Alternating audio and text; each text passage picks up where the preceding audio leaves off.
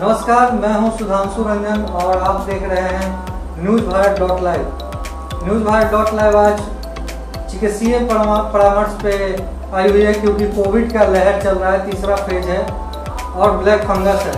लेकिन मैं दर्शकों से क्षमा भी चाहूँगा क्योंकि समय का अवरोध हो चुका था, इसलिए आज कल का शेड्यूल आज किया गया है। लेकिन आज है और चिकित्सीय परामर्श में हमारे साथ शामिल हैं डॉक्टर अरविंद कुमार, शिशु रोग विशेषज्ञ, जो कि इस कोरोना में क्वारंटाइन सेंटर में भी रहे हैं और गुरु गोविंद सिंह अस्पताल में भी कार्यरत हैं। तो पहले तो सर आपका न्यूज़ भारत लाइव में स्वागत है। धन्यवाद। अब जो ये लहर आ रहा है सर, सुनने को आ रहा है ये तीसरा वेव जो है ये और भी खतरनाक है। देखिए, अभी कोरोना का समय जो चल रहा है, अभी तो सेकेंड वेव ही चल रहा है। तीसरे वेव के आने की बात हो रही है। वो सेकेंड वेव जब पूरी तरह से खत्म हो जाएगा, उसके बाद तीसरा वेव आएगा या नहीं भी आएगा वो भी हो सकता है, या आए तो बहुत हल्के ढंग से आए, ये भी हो सकता है। लेकिन हम लोगों को तीसरे वेव को हल्के में नहीं लेना है, इसलिए कि कोरोना की बीमारी हम लोग देख चुके हैं। इस सेकेंड वेव में बहुत ही खतरनाक बीमारी है और खास करके दूसरा वेव बहुत घातक साबित हुआ। इसलिए हम लोगों को आगे, अभी तो केसेज कम रहे हैं, लेकिन आने वाले समय में तीसरा वेव आए या आए तो उसके लिए हम लोग पहले से तैयार रहें। इसके लिए हम लोग को जागरूक होना अति आवश्यक है और इसके लिए आपको वही जो पहले से बताया गया है, सोशल डिस्टेंसिंग, मास्क के बिना बाहर नहीं निकलना, कहीं भी बाहर जाएं या बाहर से आएं बार बार हाथों को सैनिटाइज करना, साबुन से हाथ धोना, दूरी बनाकर रखना, ये सारी चीज़ें, ये एक तरह से ये सूत्र है कोरोना से बचने का, जो हर फेज में, चाहे फर्स्ट हो, सेकेंड हो, थर्ड हो, जब भी हो, इसमें यही चीज़ सबसे कारगर होने वाला है। तो फ्यूचर के लिए भी आपको सोशल डिस्टेंसिंग, मास्क, भीड़ भाड़ वाले जगहों में न जाएं, अनावश्यक कोई भी चीज़ छुए नहीं, और बाहर से घर आने के बाद पहले तो अपना सैनिटाइज अपने आप को करें, साबुन से नहा लें, धो लें, उसके बाद ही कुछ छुएं। तो ये बचने के लिए ज़्यादा ज़रूरी है। और ये भी कहा जा रहा है सर कि कोरोना का जो तीसरा फेज है उसमें तो मतलब बच्चों को ज़्यादा असर होने वाला है और ब्लैक फंगस भी आ चुका है। देखिए, बच्चे सामान्यतः बड़ों की तुलना में उनका इम्यून सिस्टम जो है, प्रतिरोधक क्षमता थोड़ी ज़्यादा है। बड़ों में कई तरह की बीमारियां हैं, जैसे हार्ट की बीमारी है, डायबिटीज है, रीनल डिजीज है, मोटापा है।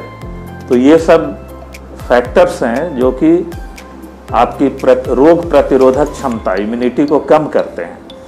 इसीलिए बड़े लोग जो है कोरोना इन्फेक्शन के बाद उसमें रोग के लक्षण जो है वो ज़्यादा सीवियर या ज़्यादा घातक होने का संभावना ज़्यादा रहता है बड़े लोगों में। बच्चों में सामान्यतया बच्चे एक्टिव रहते हैं, खेलते कूदते रहते हैं और उनमें कोई प्रीडिस्पोजिंग फैक्टर यूजुअली नहीं रहता है। जैसे हार्ट की बीमारी बच्चों में बहुत कम है, ब्लड प्रेशर नहीं के बराबर है, बहुत कम है, डायबिटीज भी एकदम बहुत ही नगण्य मात्रा में है। लेकिन फिर भी जो बच्चे खास करके कुछ बीमारी से ग्रसित हैं, जैसे किडनी का बीमारी हुआ, नेफ्रोटिक सिंड्रोम या क्रोनिक रीनल डिजीज जिसको कह सकते हैं, या फिर ओबेसिटी, आजकल एक ओबेसिटी हो गया है हम बच्चों में थोड़ा कॉमन चीज़, तो ओबेसिटी भी इम्यूनिटी को घटाती है। तो इस तरह से बच्चों में सामान्यतया जो है वो इम्यूनिटी मजबूत है, लेकिन कुछ बच्चे जो कि कमज़ोर इम्यूनिटी वाले हैं उसमें ज़्यादा खतरा होने की संभावना है। तो पहले तो ये है कि और दूसरी बात यह है कि ज़्यादातर बच्चों में चूँकि पहले और दूसरे फेज में नहीं हुआ है, और अधिकांश लोग तब तक जो है बड़े में इम्यूनाइज हो चुके रहेंगे, या तो उनको वैक्सीन पड़ चुका रहेगा या इन्फेक्शन से, दोनों कारण से इम्यूनाइज हो जाने के बाद बड़ों में खतरा कम जाएगा और रह जाएंगे बच्चे। तो बच्चे चूँकि एक्सपोज्ड हैं, अनइम्यूनाइज्ड हैं, इसलिए उनमें कोरोना होने की संभावना थोड़ी ज़्यादा रहेगी तीसरे वेव में। ब्लैक फंगस क्या है?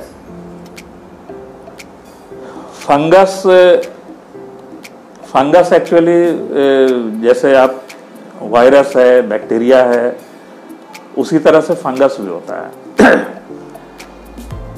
बहुत सारे फंगस हैं जो बीमारी नहीं पैदा करते हैं, बहुत सारे फंगस बीमारी पैदा करते हैं। फंगस फफूंद, जिसको हिंदी में फफूंद भी कहते हैं, आपने देखा होगा कि ब्रेड अगर रख दिया जाए कुछ दिनों के लिए तो उसमें उजला उजला जो सब पदार्थ आ जाता है, फफूंद जिसको कहते हैं, वही फंगस है। तो नॉर्मल कंडीशन, और दूसरा चीज़ ये है कि ब्लैक फंगस जो बीमारी है, ये ब्लैक फंगस एक्चुअली थोड़ा सा मिसनोमर है, इसलिए कि फंगस का कलर होता है वाइट, लेकिन ब्लैक चूँकि टिश्यू को डैमेज करने के बाद जहाँ भी बीमारी होती है उस जगह के स्किन को और मसल्स या जो भी टिश्यू जो है उसको इतना डैमेज कर देता है ये बीमारी कि वो नेक्रोज, एकदम गैंग्रीन टाइप का या नेक्रोज होकर वो ब्लैक टाइप का अपीयरेंस आ जाता है, इसीलिए इसको ब्लैक फंगस का नाम दिया गया है। और अभी जो है सर कि कोरोना का ग्रोथ तो घटा है, हाँ, लेकिन हेल्थ एडवाइजरी हुई है कि जो भी छुट्टी पे हैं, कोई भी कार्यरत कर्मचारी हो स्वास्थ्य विभाग के, उनको अविलंब फिर से 15 तारीख तक। नहीं तो कोरोना का केसेज कम हुआ है, कोरोना का केसेज कम हुआ है, लेकिन अभी तो आ ही रहा है ना। और अगर फिर से दोबारा आ जाएगा अचानक से तो फिर कहाँ से आप लाएंगे हेल्थ वर्कर्स को। इसलिए अभी तो हेल्थ वर्कर तो लगातार बिना थके रुके काम कर रहे हैं पिछले 1 साल से, और अभी छुटकारा नहीं है। एक सवाल है सर ध्यान में कि मास्क तो कई प्रकार के बाजार में मतलब बिक रहे हैं, तो कौन सा मास्क है जो कि लोगों को लगाना चाहिए और किस मास्क से बचना चाहिए? देखिए, कपड़ा का मास्क जो है ना वो बहुत ज़्यादा प्रोटेक्शन नहीं देता है, वो धूल के लिए ठीक है, लेकिन बैक्टीरिया और वायरस के लिए वो कपड़ा वाला मास्क उतना सही नहीं है। उसके लिए सर्जिकल मास्क और N95 मास्क जो है वही ज़्यादा सही है, और उसमें भी आप डबल मास्क यूज करें, खास करके बाहर जब निकलते हैं। तो बाहर निकलने के समय एक तो सर्जिकल मास्क पहने, उसके ऊपर से आप N95 आप ले लें, उससे प्रोटेक्शन काफ़ी हद तक। और भी ज़्यादा बहुत भीड़ भाड़ वाली जगह में जाते हैं या ज़्यादा संभावना है जहाँ इन्फेक्शन होने की, वहाँ पे आप फेस शील्ड भी आप लगा लीजिए, कारण कि कोरोना तो एयरबॉर्न है, ड्रॉपलेट से भी निकल रहा है, तो बहुत नज़दीक मान लीजिए आप अगर आ गए किसी के, तो फेस शील्ड आपको बचाएगा उस कंडीशन। सैनिटाइजर जो अभी सर सभी जगह बिकने लगा है, हाँ, तो सैनिटाइजर में भी मतलब डुप्लीकेट थिनर और बहुत तरह के पदार्थ उसमें, मतलब एक तरह से काला बाजारी उसको कहते हैं। तो सैनिटाइजर कौन सा लोग यूज करें, क्योंकि कोई भी जा रहे हैं तो कोई भी खरीद ले रहे हैं सैनिटाइजर, इसमें तो ये सही है? अब ये तो आपको स्टैंडर्ड कंपनी की जो भी सामान है उसको लीजिए। अच्छा, लोगों में तो ये है कि बस इससे हमको अब ये तो पहचानना पड़ेगा, जो वेल नोन स्टैंडर्ड जो कंपनीज की जो दवा है या सैनिटाइजर है या कुछ भी हो, तो उसको ही आप लीजिए। अब ये पहचानना तो हालांकि बड़ा मुश्किल है, ये तो लोगों को समझना होगा कि ऐसा सामान हम न दें। जो अननोन मतलब अनभिज्ञ आदमी है उसको तो पता नहीं चल पाएगा कि अच्छा कौन है खराब कौन है। तो एक तो है कि अल्कोहल बेस्ड सैनिटाइजर होना चाहिए, और दूसरा एक जेल टाइप का जो सैनिटाइजर होता है वो भी अच्छा है, वो दोनों अच्छे हैं।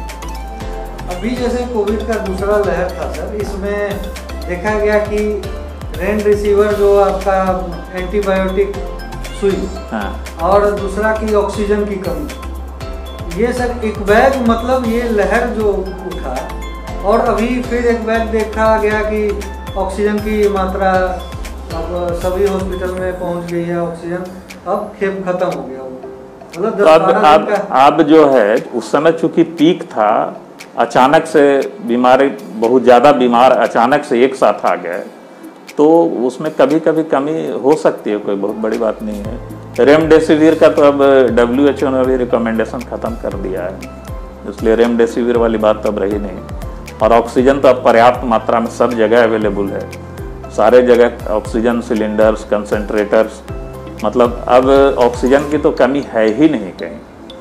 और इतना बड़ा त्रासदी जिसकी कल्पना भी नहीं की गई थी कभी, ये ऐसा भी हो सकता है, तो इसके लिए हो सकता है कि हम लोग शायद उतना तैयार नहीं रहे हों, लेकिन फिर भी इस भयंकर त्रासदी को हमने बहुत अच्छे से संभाला है, इसमें कहीं कोई दो मत नहीं। कोविड का दौर था सर, जहाँ की डॉक्टर अपनी सेवाएं हर एक रूप में दे रहे थे, कि डॉक्टर तो भगवान का रूप होते हैं, ये सभी को पता है, लेकिन आप सर बच्चों के लिए पर डे बैठ रहे हैं, जबकि यहाँ देखा जा रहा है कि बहुत कम ही डॉक्टर बैठ रहे हैं देखने में, लेकिन आपको देखा जा रहा है कि आप पर डे बच्चों के हेल्थ के लिए यहाँ बैठते हैं, उनको जांचते हैं, उनका इलाज करते हैं।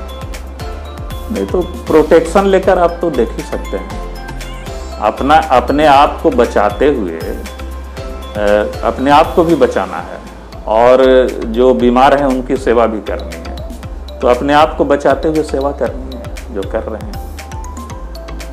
तो सेवा करनी है, और डॉक्टर अरविंद कुमार से हम और भी बातें करेंगे अगले बार, और जानेंगे और भी पहलू, क्योंकि ब्लैक फंगस या तीसरा लहर आएगा उस पर भी चर्चा होगी, और भी बातें होंगी। ब्लैक फंगस के बारे में मुझे और कुछ बताना है जी। ब्लैक फंगस बीमारी जो है ये पहले भी होती थी, अब ज़्यादा हो रही है, खास करके जो कोरोना से पीड़ित हैं उन लोगों के बीच में। तो इससे बचने का जो एक तो है कि इसके लक्षण को पहचानिए, और दूसरा इससे बचाव को जानिए, कारण कि ब्लैक फंगस बहुत घातक बीमारी है, इसमें 50% मोर्टेलिटी है। इसका लक्षण क्या है? इसका लक्षण है कि ये नाक से शुरू होता है, नाक में इन्फेक्शन जाने के बाद नाक से पानी जैसा या फिर उसमें मवाद जैसा आ सकता है, एक साइड में फेस में पेन हो सकता है, फेस में एक साइड में आपको अलग सेंसेशन हो सकता है, आँख के पीछे पेन दर्द हो सकता है। तो इसी स्टेज में आप एकदम तुरंत जाकर मिलिए डॉक्टर से, कारण कि इसमें लेट होने के बाद कोई चांस नहीं है। और ये भी कहा जा रहा है कि ज़्यादा जो एज के व्यक्ति हैं और उनको अगर शुगर, ब्लड प्रेशर, हार्ट है, और उस दौरान कोविड या ब्लैक फंगस उनको होता है, तो उनके लिए ज़्यादा घातक है। बिल्कुल, ये कोरोना होने के बाद एक तो बॉडी का इम्यून सिस्टम ऐसे ही कमज़ोर हो गया, दूसरा कोरोना होने के बाद देखा गया है कि डायबिटीज, शुगर वाली बीमारी ज़्यादा इंटेंस हो गई, बढ़ गई। तो शुगर का बढ़ना, डायबिटीज का होना कोरोना के बाद ये सबसे ज़्यादा घातक है ब्लैक फंगस या म्यूकोरमाइकोसिस के लिए। तो इसमें आपको शुगर नहीं बढ़े कोरोना होने के बाद, इस चीज़ का प्रयास करना है। और दूसरा कि आपको कोरोना का जो ब्लैक फंगस का जो लक्षण है कि एक तरफ फेस में पेन हो, नाक में दर्द हो, आँख में दर्द हो, आप तुरंत एकदम कोरोना के बाद अगर इस तरह का लक्षण आता है तो समझ लीजिए कि ब्लैक फंगस हो सकता है, आप तुरंत डॉक्टर से संपर्क करें। इसमें एक दिन का भी डिले जो है वो घातक हो सकता है, इसमें देरी नहीं करने का है। तो जानकारी ही बचाव है, और भी बातें होंगी अगले समय पे हम देखेंगे डॉक्टर साहब और भी क्या क्या जानकारियाँ आप लोगों तक हम पहुँचाते हैं, श्रोतागण को हम और भी जानकारियाँ देंगे हेल्थ से रिलेटेड। और डॉक्टर अरविंद कुमार हमारे साथ बने रहेंगे अगली बार के लिए, और आगे भी हम इनसे चर्चा करेंगे और आगे भी परामर्श लेंगे कि कौन कौन सी बीमारियां, कौन से लक्षण बच्चों में, अभी मौसम के बदलाव में किस तरह के बच्चों में कौन से लक्षण आते हैं, इस पे अगली बार चर्चा होगी। तब तक के लिए धन्यवाद। हमारे चैनल को सब्सक्राइब करें, लाइक करें और शेयर जरूर करें। धन्यवाद। धन्यवाद।